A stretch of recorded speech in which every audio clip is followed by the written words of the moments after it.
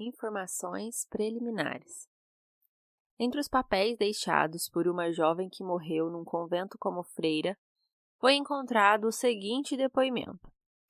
Tinha eu uma amiga, quer dizer, éramos mutuamente achegadas como companheiras e vizinhas de trabalho no mesmo escritório.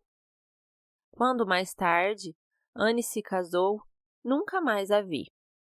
Desde que nos conhecêramos, reinava entre nós, no fundo, mais amabilidade que amizade. Por isso eu sentia dela pouca falta. Quando, após seu casamento, ela foi morar no bairro elegante das vilas, bem longe do meu casebre. Quando no outono de 1937 passei minhas férias no Lago Guarda, minha mãe escreveu-me em meados de setembro. Imagine, Anne morreu. Num desastre de automóvel perdeu a vida. Ontem foi enterrada no cemitério do mato. Essa notícia espantou-me. Sabia eu que Anne nunca fora propriamente religiosa. Estava ela preparada quando Deus a chamou de repente? Na outra manhã, assisti na capela da casa do pensionato das irmãs onde eu morava a Santa Missa em sua intenção. Rezava fervorosamente por seu descanso eterno, e nessa mesma intenção ofereci também a Santa Comunhão. Mas o dia todo eu sentia certo mal-estar, que foi aumentado mais ainda pela tarde. Dormia inquieta. Acordei de repente, ouvindo como se sacudida a porta do quarto. Liguei a luz. O relógio no criado mudo marcava 00:10. Nada, porém, eu podia ver. Nenhum barulho havia na casa. Apenas as ondas do lago Garda batiam, quebrando-se monotonamente, no muro do jardim do pensionato. De vento, nada eu ouvia.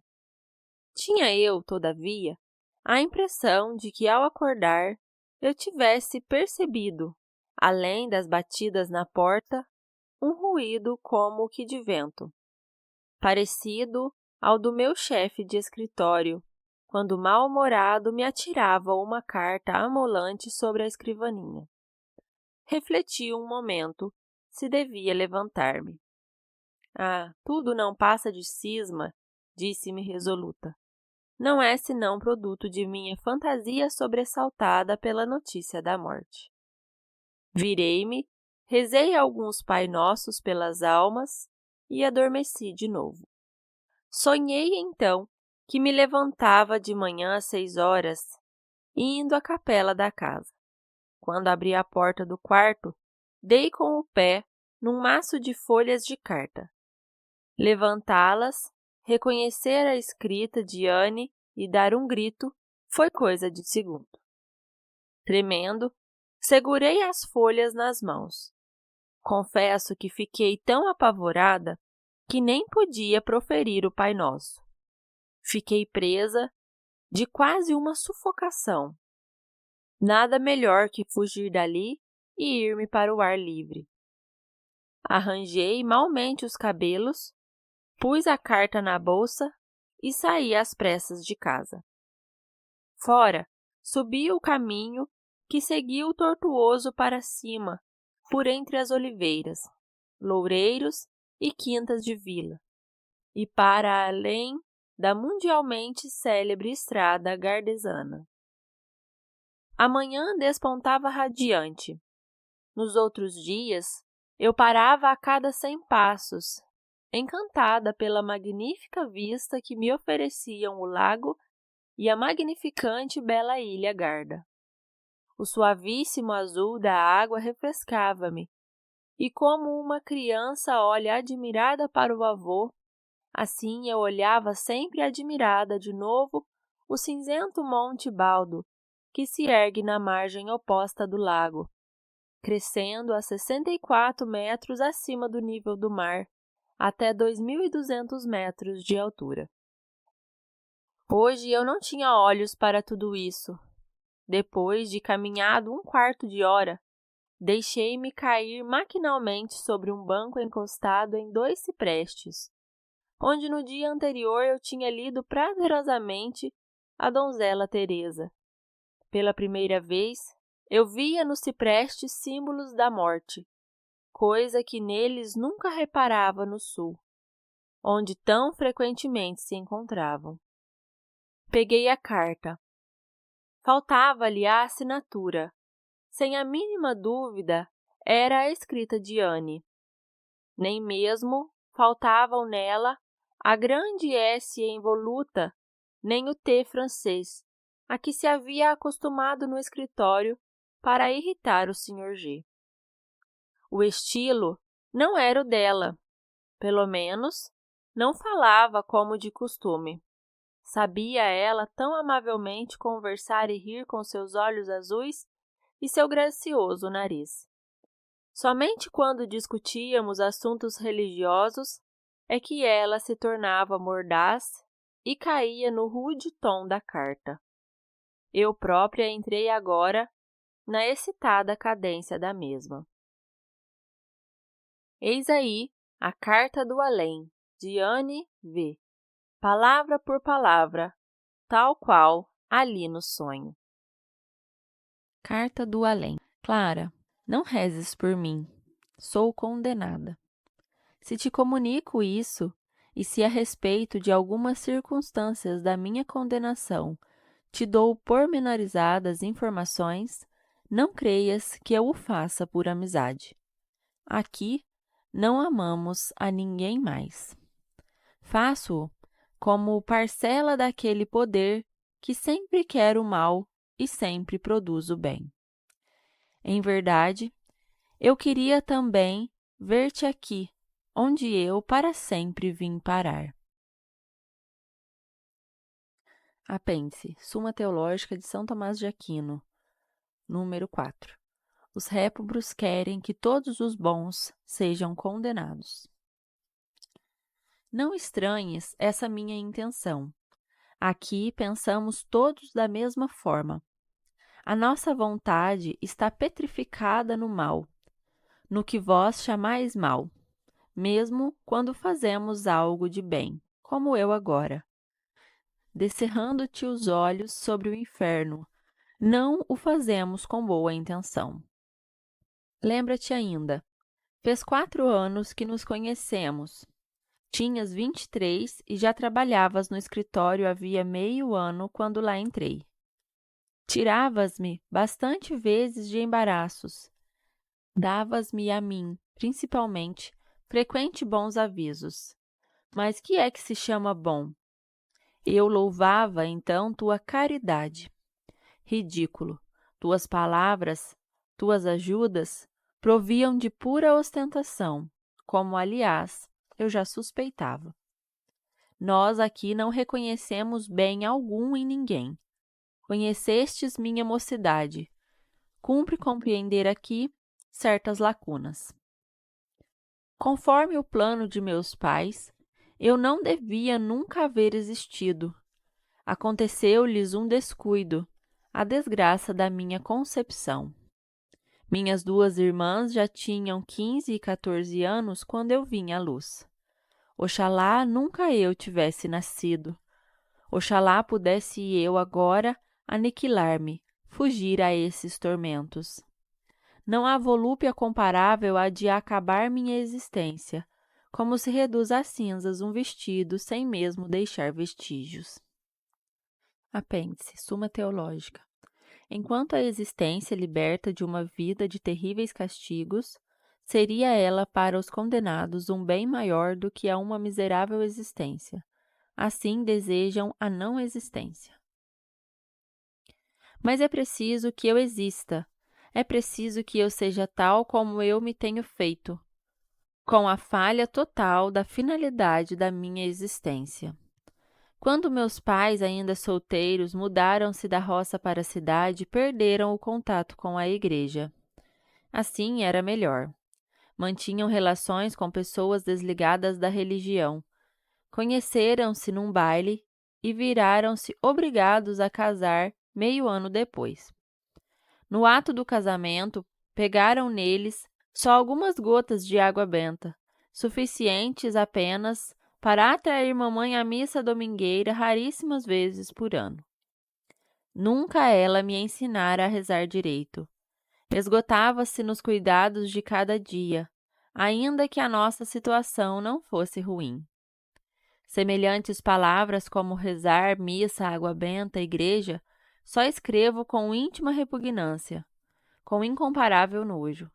Detesto profundamente os frequentadores de igreja, assim como todos os outros homens e coisas em geral. Tudo se nos torna tormento. Cada conhecimento recebido ao falecer, cada lembrança da vida e do que sabemos, se transforma numa flama incandescente. Apêndice Suma Teológica. Nada há nos répobros que não lhe seja matéria e causa de tristeza, assim dirigindo sua atenção sobre coisas conhecidas. E todas essas lembranças nos mostram aquele medonho lado que fora uma graça que desprezamos. Como isso atormenta!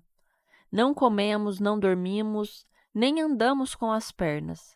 Espiritualmente acorrentados, nós répobros, fitamos estarrecidos a nossa vida falhada, uivando e rangendo os dentes, atormentados e cheios de ódio.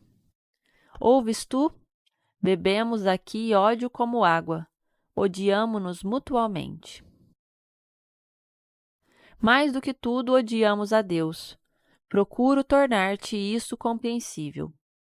Os bem-aventurados no céu devem amá-lo, porque o veem desveladamente em sua arrebatadora beleza. E isso torna-os indescritivelmente felizes. Sabemos isso, e se é esse conhecimento que nos torna furiosos. Suma Teológica. Antes do dia do juízo universal, sabem os répobros que os bem-aventurados se encontram numa inefável glória. Os homens na terra, que conhecem Deus pela criação e revelação, podem amá-lo. Não são forçados a fazê-lo. O crente, furiosa eu te digo aqui, que contempla, meditando Cristo estendido na cruz, o amará. Mas a alma, de quem Deus se acerca, fulminante, como vingador e justiceiro, como quem foi repelido, essa o odeia como nós o odiamos. Apêndice Suma Teológica. Os répobros só enxergam em Deus o castigador e impedidor do mal que desejam ainda fazer, mas como só o enxergam no castigo, efeito da sua justiça, odeiam. Odeia-o com toda a força de sua má vontade, odeia-o eternamente, em virtude da deliberada resolução de ficar afastada de Deus, com que terminou a vida terrena. A essa perversa vontade não podemos revogá-la mais, nem jamais queremos revogá-la. Compreendes tu agora porque o inferno há de ser eterno? Porque a nossa obstinação nunca derrete, nunca termina. Forçada acrescento que Deus é predominantemente ainda misericordioso para conosco. Disse forçada. A razão é esta. Ainda que voluntariamente escreva esta carta, não me é possível mentir, como eu bem queria. Assento no papel muitas informações contrariamente à minha vontade. Também a corrente de injúrias que queria despejar, tenho que reengoli-la. Deus era misericordioso para conosco, pelo que não deixou a nossa vontade produzir e efetivar na terra todo o mal que desejávamos fazer. Se ele nos tivesse deixado a esmo, teríamos aumentado muito a nossa culpa e castigo. Deixou-nos morrer prematuramente, como a mim, ou introduziu circunstâncias atenuantes. Agora, ele se nos torna misericordioso, porque não nos obriga a nos aproximar dele, porém a ficarmos neste lugar distante do inferno, diminuindo-nos os tormentos. Suma Teológica. Na condenação dos répobros aparece a misericórdia de Deus. no que os castiga menos do que merece. Em outro lugar, nota o santo doutor da Igreja que isto é o caso, sobretudo, com os que neste mundo eram misericordiosos para com os outros. Cada passo mais perto de Deus dar-me-ia maior sofrimento do que a ti um passo mais perto de uma fogueira. Ficaste espantada um dia quando te contei, em passeio, o que meu pai me dissera alguns dias antes da minha primeira comunhão. Cuida, Anita, que ganhes bonito vestido, mas não passe de burla. Quase me teria mesmo envergonhado do teu espanto. Agora rio-me disso. O mais bem feito em toda essa burla era permitir-se a comunhão apenas aos 12 anos. Eu já estava então asaz possuída dos prazeres do mundo, que postergava facilmente tudo quanto era religião, e não levei a comunhão a sério. O novo costume de deixar as crianças receberem a comunhão aos 7 anos põe-nos furiosos. Envidamos todos os meios para burlar isso, fazendo crer que para comungar cumpre haver compreensão. É preciso que as crianças já tenham cometido antes alguns pecados mortais. O branco Deus será menos prejudicial, então, do que recebido quando a fé, a esperança e o amor, frutos do batismo, escarro sobre tudo isso, ainda estão vivos no coração da criança. Lembra-te que já sustentei esse mesmo ponto de vista na terra? Torno a meu pai. Ele brigava muito com minha mãe. Raras vezes te frisei isto. Tinha vergonha. Ah, que é vergonha? Coisa ridícula.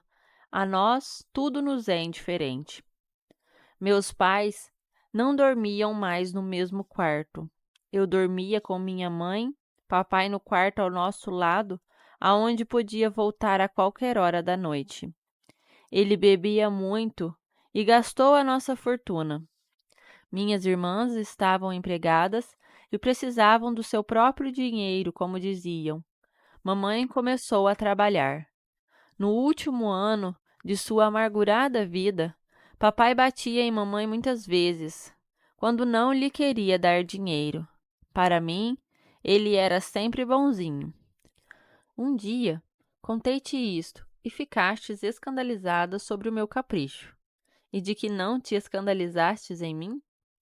Um dia, pois, devolvi 2 vezes sapatos novos, porque a forma dos saltos não me era bastante moderna.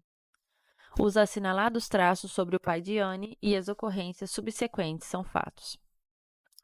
Na noite em que uma apoplexia vitimou meu pai mortalmente, aconteceu algo que nunca te contei, por temer desagradavelmente interpretação de tua parte. Hoje, porém, deves sabê-lo. Esse fato é memorável, porque foi pela primeira vez que o meu atual espírito carrasco se acercou de mim. Eu dormia no quarto de minha mãe. Suas respirações regulares denotavam seu profundo sono. De repente, ouvi chamar meu nome. Uma voz desconhecida a murmurou: que acontecerá se teu pai morrer? Eu não amava mais meu pai, desde que ele começara a maltratar minha mãe. Já não amava propriamente ninguém, só me prendia a alguns que eram bons para mim. Amor sem intuito natural existe quase só nas almas que vivem em estado de graça.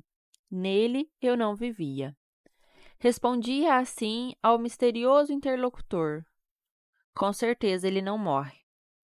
Após breve intervalo, ouvi a mesma bem compreendida pergunta, sem me incomodar de saber de onde provinha. Qual o quê? Ele não está morrendo. Escapou-me casmurra. Pela 3ª vez foi interrogada. Que acontecerá se teu pai morrer? De relance, me surgiu no espírito como meu pai frequentes vezes voltava para casa meio bêbado, ralhado e brigando com mamãe. E quanto ele nos envergonhava perante os vizinhos e conhecidos.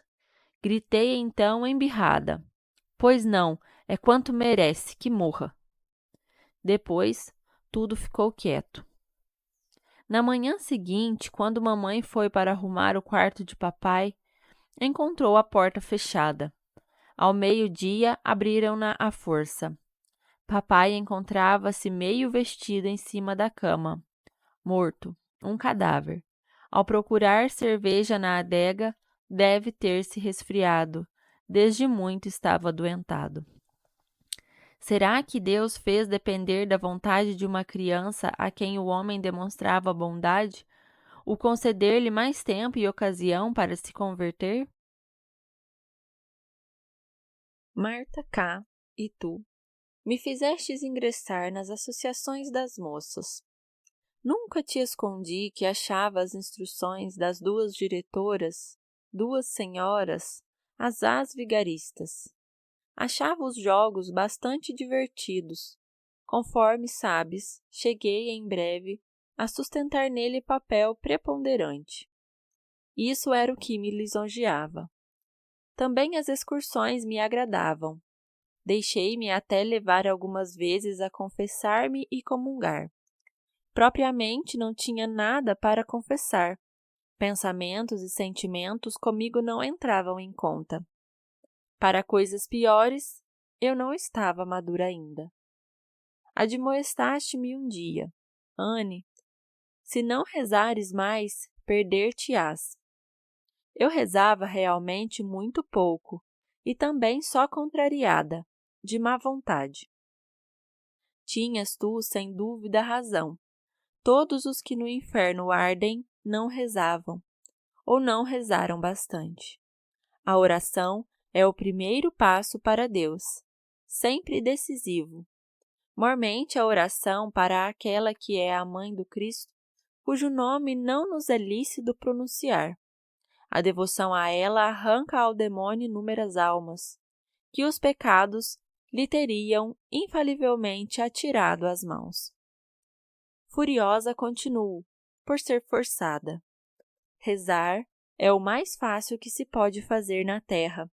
Justamente a essa facilidade Deus ligou a salvação.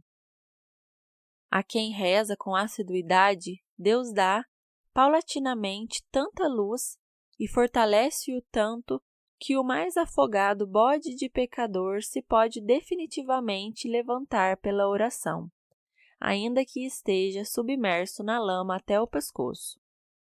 Nos últimos anos da vida, eu deveras não rezava mais, e assim me privava das graças, sem as quais ninguém se pode salvar. Aqui não recebemos mais graça alguma. Mesmo que a recebêssemos, com escárnio a rejeitaríamos. Todas as vacilações da existência terrestre acabam no além.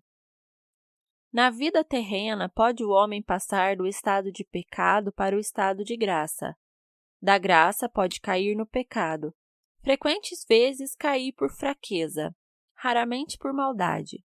Com a morte, terminou essa inconstância do sim e do não, caindo e levantando-se. Pela morte, cada um entra no estado final, fixo e inalterável. À medida que avança a idade, tornam-se menores os saltos. É verdade que, até a morte, a gente se pode converter a Deus ou virar-lhe as costas. No morrer, se decide o homem. Entretanto, com as últimas tremuras da vontade, maquinalmente, tal como se acostumara na vida. Bom ou mau hábito tornou-se uma segunda natureza. Esta o arrasta no derradeiro momento. Assim, também arrastou a mim. Anos inteiros eu viver afastada de Deus. Consequentemente, decidi-me no último chamamento da graça contra Deus. Não que o haver pecado muitas vezes me fosse uma fatalidade, mas porque eu não me queria mais levantar. Repetidas vezes me admoestastes a assistir à pregação e a ler livros devotos. Eu excusava-me regularmente com a falta de tempo. Havia eu de aumentar ainda mais a minha incerteza íntima? Cumpre-me, aliás, afirmar: Quando cheguei a esse ponto crítico, pouco antes da minha saída da Associação das Moças, ter-me-ia sido muito difícil enveredar por outro caminho. Sentia-me insegura e infeliz. Diante da minha conversão, levantou-se um paredão. Deves tê-lo desapercebido. Tu o tinhas imaginado tão fácil, quando uma vez me dissestes: faça, pois, uma boa confissão, Anne, e tudo ficará bem. Eu suspeitava que assim fosse, mas o mundo, o demônio e a carne já me seguravam nas suas garras. Na atuação do demônio eu não acreditava nunca. Agora atesto que, a pessoa como eu então era, o demônio influencia poderosamente. Apêndice. A influência dos maus espíritos encerra-se nos apelidos demônio ou diabo. Como comprovação da sua existência, bastam 2 textos da Sagrada Escritura. Irmãos, sede sóbrios e vigiai, vosso inimigo, o demônio, anda por aí como um leão rugindo e procurando a quem puder devorar. O rugir não se refere ao que Satanás faz muito alarme com as suas tentações, porém à avidez com que ele nos procura perder. São Paulo escreve aos Efésios: ponde a armadura de Deus, para que possais resistir às astúcias do demônio. Nossa luta não é contra carne e sangue, homens, porém contra os poderes dos tenebrosos dominadores deste mundo e contra os maus espíritos dos ares. Só muitas orações alheias e as minhas próprias, juntamente com sacrifícios e sofrimentos, teriam conseguido arrancar-me dele. E isso deverás só paulatinamente. Poucos processos há corporalmente, porém, tanto mais e inúmeros interiormente possessos. O demônio não pode tirar o livre-arbítrio àqueles que se entregam à sua influência. Contudo, como castigo de sua apostasia quase total de Deus, este permite que o mal neles se aninhe. Odeio também o demônio. Todavia gosto dele, porque ele procura perder-vos. Ele e seus auxiliares, os anjos caídos com ele desde o princípio dos tempos. Há miríades. Vagueiam pela terra inúmeros, como enxames de moscas, sem que sejam suspeitados.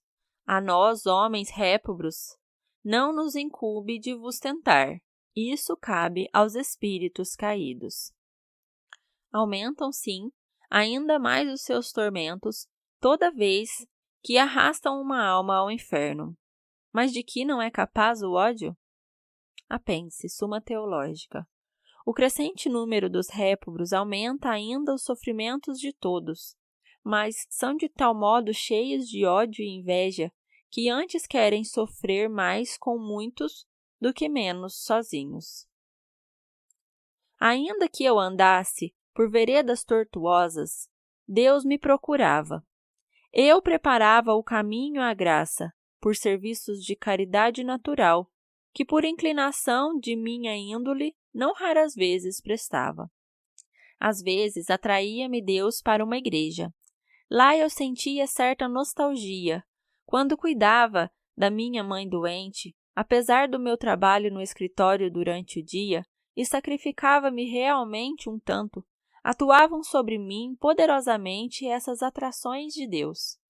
Uma vez foi na capela do hospital, aonde me levastes no tempo livre de meio-dia.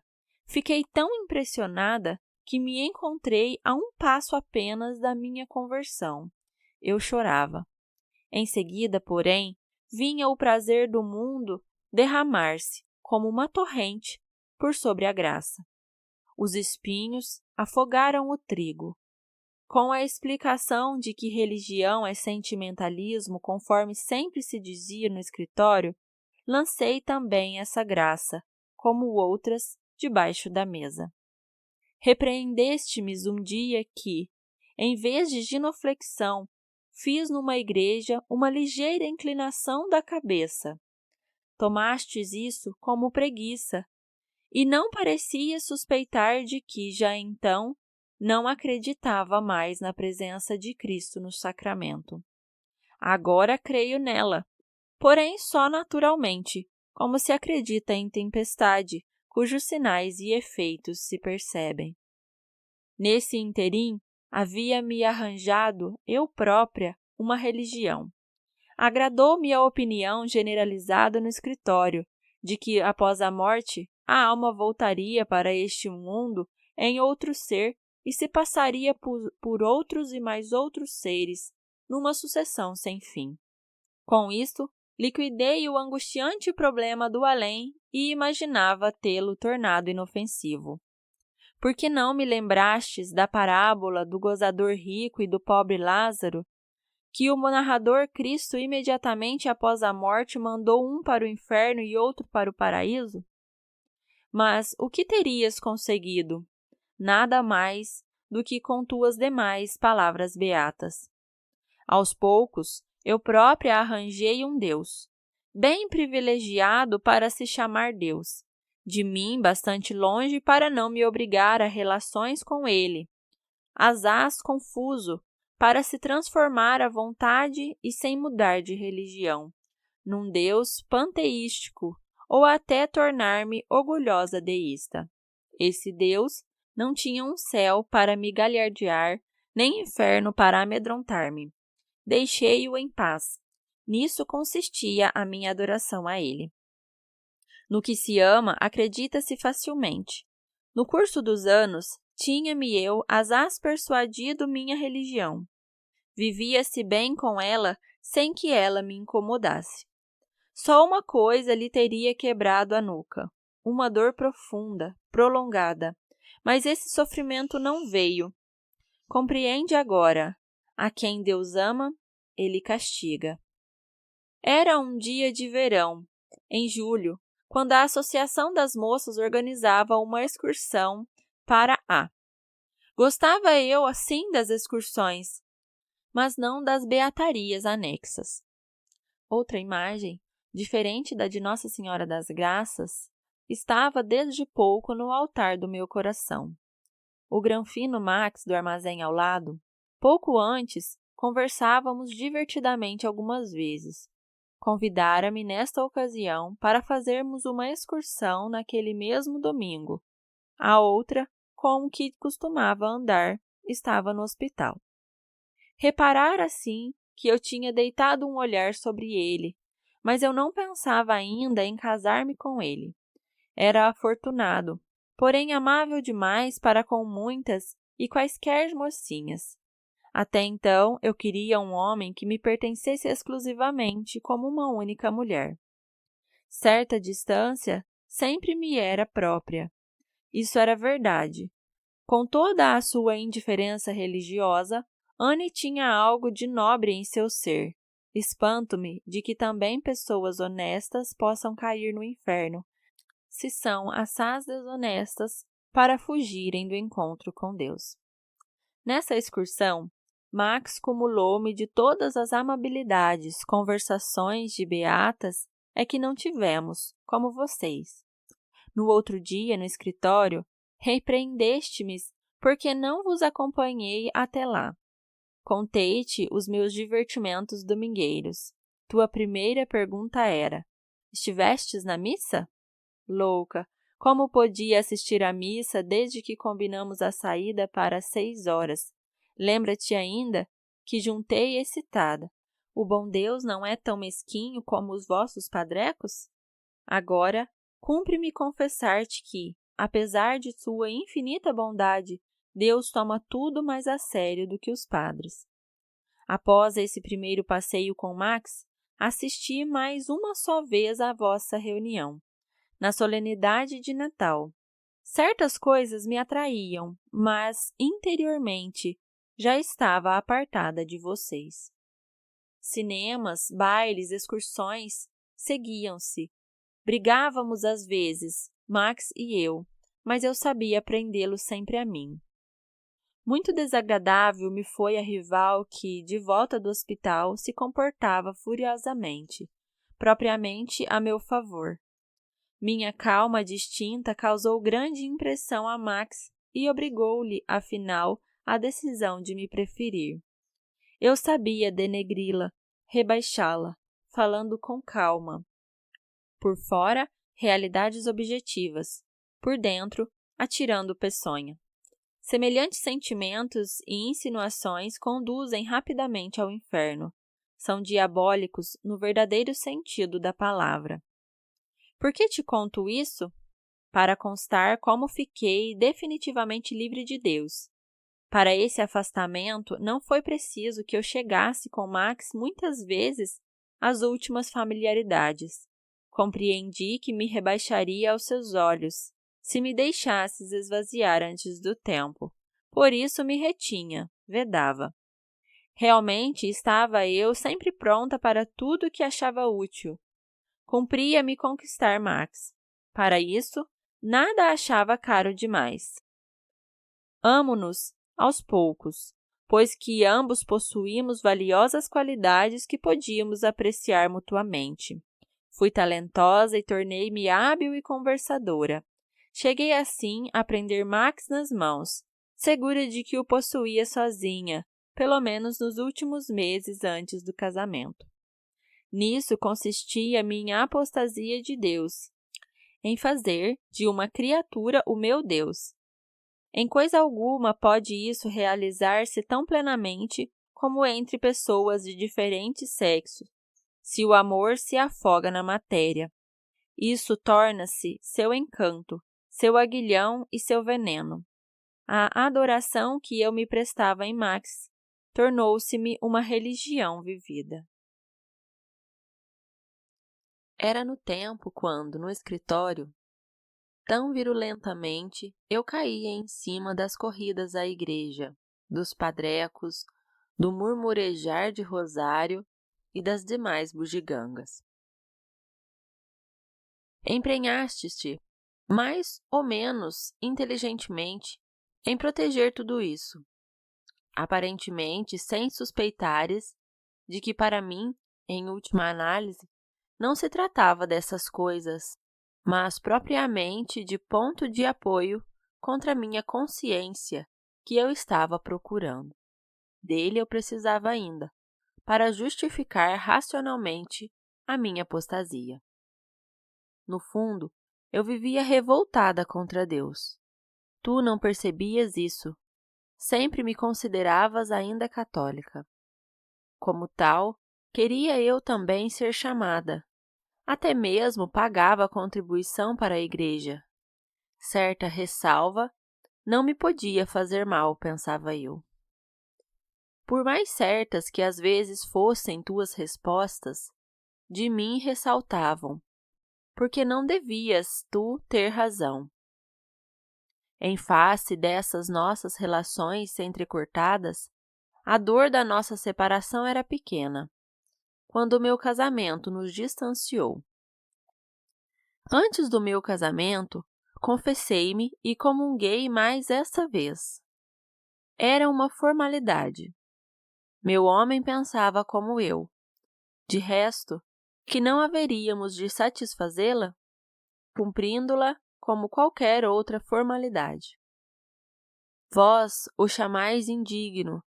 Após aquela indigna comunhão, eu tinha mais sossego de consciência. Era essa a última. Nossa vida matrimonial decorria, em geral, em boa harmonia. Em quase todos os pontos tínhamos a mesma opinião. Também nisso, não nos queríamos impor o encargo de filhos. No fundo, meu marido desejava ter um. Naturalmente, não mais. Eu soube arrancar-lhe finalmente essa ideia. Eu gostava mais de vestidos e mobílias finas, de tertúlias de chá, de passeios de automóvel e de semelhantes divertimentos. Era um ano de prazeres terrenos entre o casamento e minha repentina morte. Cada domingo passeávamos de automóvel ou visitávamos parentes de meu esposo. De minha mãe, eu me envergonhava então. Esses nadavam bem como nós, na superfície da existência. Interiormente, porém, nunca me sentia deveras feliz. Algo roía-me sempre na alma. Eu desejava que, pela morte, a qual sem dúvida havia de demorar muito tempo ainda, tudo acabasse. Mas, como é em criança, eu ouvira uma vez falar, em sermão, que Deus recompensa já neste mundo o bem que alguém pratica. Se não pode recompensá-lo no outro mundo, falo na terra. Sem o esperar, recebi uma herança da tia Lote. Meu marido teve a sorte de ver o seu salário consideravelmente aumentado. Assim, pude instalar mimosamente a nossa nova casa. Minha religião estava às últimas, como um vislumbre do ocaso no firmamento longínquo. Os bares e cafés da cidade e os restaurantes por onde passávamos nas viagens não nos aproximaram de Deus. Todos os que lá frequentavam viviam como nós, de fora para dentro, não de dentro para fora. Visitando uma célebre catedral nas viagens de férias, procurávamos deleitar-nos com o valor artístico das obras-primas, o sopro religioso que irradiavam. Mormente, as da Idade Média, eu sabia neutralizá-lo, escandalizando-me em qualquer circunstância da visita. Assim, a um irmão leigo que nos conduzia, eu criticava o estar um tanto sujo e desajeitado. Criticava o comércio de piedosos monges que fabricavam e vendiam licor. Criticava as eternas badaladas dos sinos chamando para as igrejas, onde se trata apenas de dinheiro. Assim eu conseguia afastar de mim a graça, cada vez que me batia à porta. Mormente deixava meu mau humor derramar-se livremente sobre tudo que tratava de antigas representações do inferno em livros, cemitérios e outros lugares, onde se viam os demônios fritarem as almas em fogo vermelho ou amarelo, e seus sócios de cauda comprida trazerem-lhe mais e mais vítimas. Clara, o inferno pode ser mal desenhado, porém nunca ser exagerado. Sobretudo, escarnecia eu sempre do fogo do inferno. Lembras-te de que numa conversa sobre isso, eu te meti um fósforo aceso debaixo do nariz, burlando: é assim que cheira? Tu apagastes tão logo a chama. Aqui ninguém a extingue. Digo-te mais, o fogo de que fala a Bíblia não significa tormento de consciência. Fogo significa fogo. Cumpre atendê-lo em sentido real, quando aquele declarou: afastai-vos de mim, vós malditos, ide para o fogo eterno. Literalmente. Como pode o espírito ser tocado pelo fogo material? Perguntas. Como então pode na terra tua alma sofrer, segurando teu dedo na chama? Tua alma também não se queima, mas que dor tem que aturar o homem todo? Semelhantemente, estamos nós aqui presos ao fogo em nosso ser e em nossas faculdades. Nossa alma fica privada do seu vôo natural. Não podemos pensar nem querer o que queremos. Apêndice Suma Teológica. O fogo do inferno atormenta o espírito pelo que o impede de executar o que quer. Não pode atuar onde quer e quando quer. Não procures esclarecer o mistério contrário às leis da natureza material. O fogo do inferno queima sem consumir. O nosso maior tormento consiste em que sabemos exatamente que nunca veremos Deus. Tanto pode torturar o que na terra nos era indiferente. Enquanto a faca está em cima da mesa, deixa-te fria. Vês-lhe o fio, porém, não o sentes. Mas entra a faca na carne e gritarás de dor. Agora sentimos a perda de Deus. Antes, só a vimos. Apêndice. A separação de Deus é um tormento tão grande como Deus. Frase atribuída a Santo Agostinho. Todas as almas não sofrem igualmente.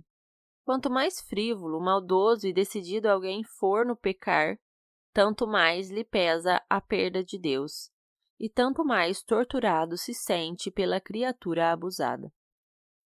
Os católicos condenados sofrem mais do que os de outra crença, porque receberam e desaproveitaram em geral mais luzes e mais graças. Quem sabia mais, sofre mais do que aquele que menos conhecimento tinha. Quem pecou por maldade, sofre mais do que aquele que caiu por fraqueza. Mas nenhum sofre mais do que mereceu. Oxalá isso não fosse verdade, para que eu tivesse motivo para odiar. Tu me dissestes um dia, ninguém cai no inferno sem que o saiba. Foi isso revelado a uma santa.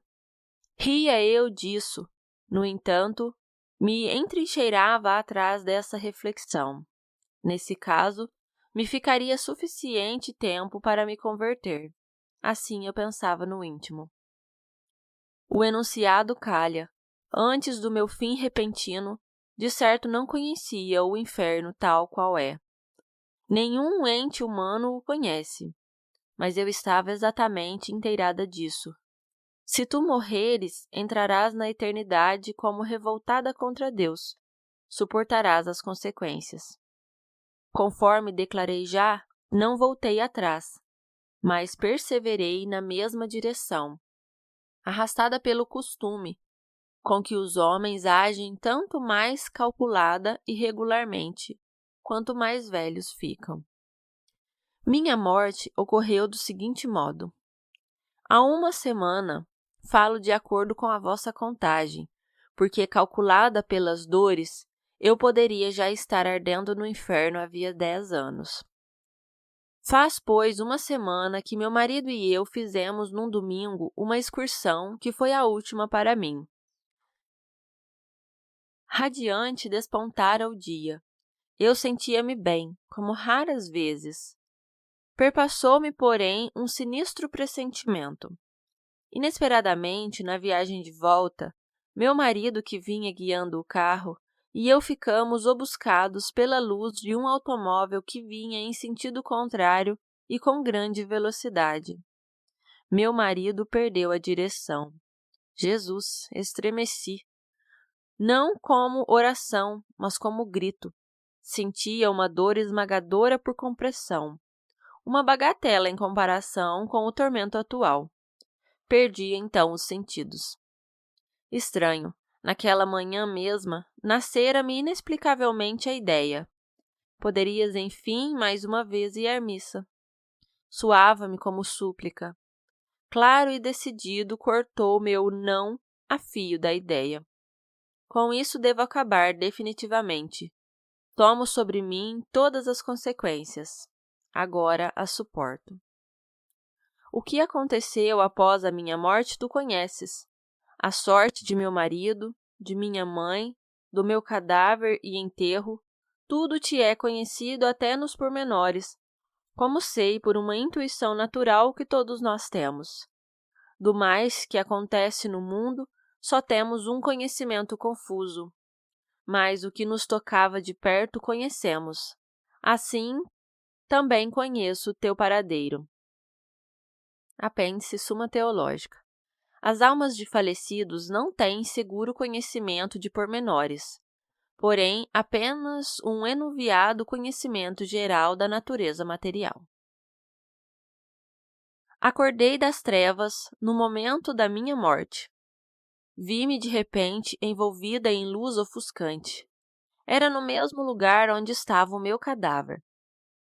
Aconteceu como em teatro, quando de repente apagam-se as luzes, a cortina é ruidosamente removida e aparece a cena tragicamente iluminada. A cena da minha vida. Como num espelho, assim eu vi minha alma. Vi as graças pisadas aos pés, desde a juventude até o último não dado a Deus. Apossou-se de mim a impressão como que de um assassino levado ao tribunal à frente da sua vítima inanimada. Arrepender-me? Nunca. Envergonhar-me? Jamais. Apêndice Suma Teológica. Os maus não se arrependem propriamente dos pecados, por lhes serem feitos maliciosamente. Arrependem-se, porém, enquanto são castigados pelas penas dos pecados. Entretanto, nem me era possível permanecer à vista de Deus, negado e reprovado por mim. Restava-me só uma coisa, a fuga. Assim como Caim fugiu do cadáver de Abel, assim minha alma se atirou longe desse aspecto horrível. Era esse o juízo particular. O invisível juiz falou: afasta-te. Logo caiu minha alma, como uma sombra sulfúrica no lugar de tormento eterno. É certo que o inferno é um local determinado, mas onde esse local fica situado, ninguém o sabe. A eternidade das penas do inferno é um dogma, seguramente o mais terrível de todos. Tem suas raízes na Sagrada Escritura. Em Mateus, Tessalonicense, Judite, Apocalipse, todos eles são textos irrefutáveis, em que eterno não se deixa trocar e interpretar por longo. Se não fora conveniente ilustrar esse dogma num caso particular, nem o próprio nosso Senhor teria podido fazê-lo na parábola do rico folgazão e do pobre Lázaro. Lá fez o mesmo que aqui vem feito. Desenhou o inferno e como se pode cair nele. Não o fez por prazer sensacional, porém levado pela mesma intenção que ocasionou esta publicação. A finalidade deste folheto encontra sua expressão no seguinte conselho: desçamos ao inferno ainda vivos, para que moribundos nele não caiamos. Últimas informações de Clara. Assim finalizou a carta de Anne sobre o inferno. As últimas palavras eram quase ilegíveis, tão tortas estavam as letras. Quando eu acabara de ler a última palavra, a carta toda virou cinza. Que é que lá ouço? Porque entre os duros acentos das linhas que eu imaginava ter lido ressoou o doce som de sino. Acordei de vez. Achei-me ainda deitada no meu quarto. A luz matinal da aurora penetrava nele. Da igreja paroquial vinham as badaladas das Ave-Marias. Pois tudo era apenas um sonho? Nunca eu sentira na saudação angélica tanto consolo como após esse sonho. Pausadamente fui rezando as 3 Ave-Marias. Tornou-se-me então claro, claríssimo. A ela cumpre segurar-te a bendita Mãe de Deus, venerar a Maria filialmente, se não quisesse ter a mesma sorte que te contou, ainda que em sonho uma alma que jamais verá a Deus. Espantada e tremendo ainda pela visão noturna, levantei-me, vesti-me depressa e fugi para a capela da casa. O coração palpitava-me violenta e descompassadamente. Os hóspedes, ajoelhados mais perto de mim, olhavam-me preocupados. Talvez pensassem que, por haver eu corrido escada abaixo, tivesse-me tão exaurida e vermelha. Uma bondosa dama de Budapeste, grande sofredora, franzina como uma criança, míope, todavia fervorosa no serviço de Deus, e de longe alcance espiritual, disse-me à tarde no jardim: Senhorita, nosso Senhor não quer ser servido no expresso. Mas ela percebia então que outra coisa me havia excitado e ainda me preocupava. Ajuntou bondosamente: nada te deve angustiar. Conheces o aviso de Santa Teresa. Nada te deve alarmar. Tudo passa. Quem possui Deus, nada lhe falta, só Deus basta. Quando sussurrava isso mesmo, sem qualquer tom de mestra, parecia-me ler na minha alma: Deus só basta. Sim, Ele há de me bastar, neste e no outro mundo. Quero ali possuí-lo um dia, por mais sacrifícios que aqui eu tenha ainda de fazer para vencer. Não quero cair no inferno.